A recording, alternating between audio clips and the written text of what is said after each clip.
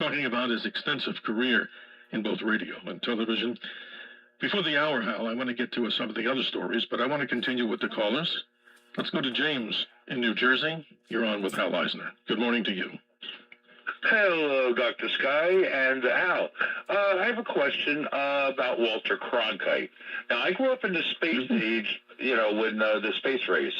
Now, he was always on TV, and he reported on all, from Mercury to Gemini and Apollo. Have you ever interviewed him or any of the astronauts? I have interviewed astronauts. I've not interviewed Walter Cronkite. I have his book here because I grew up to him, just like you. I watched him. I sat on my grandpa's knee in a rocking chair and watched him and would watch Ed Sullivan. And I've been your age several times. And so, I go way back there, and I remember Cronkite, and I remember that's the way it is, and, the way he would deliver the news. And he was the most trusted man in America, as he was dubbed. And I think that there's a significance to that, and I'm glad that I have that connect and bridge back, because then it's me that gets to connect that bridge forward. Astronauts, yeah.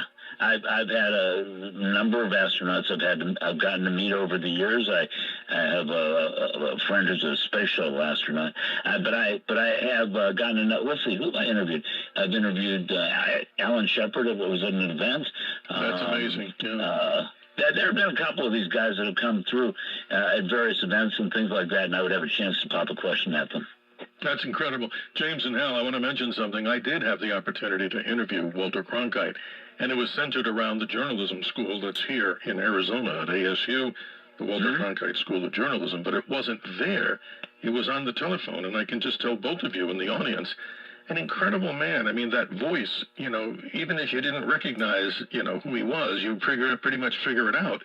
But he was suffering, and I don't want to go into some of the personal details. He just had a surgery, and he was complaining and explaining, I should say, not complaining, his issue with the surgery. So still, the man gave me a good half hour on there. But James, that was interesting, and we've also had some great interviews, just like Hal, with the world of space, which we cover here. James, thank you for being part of the show and bringing that question to the air.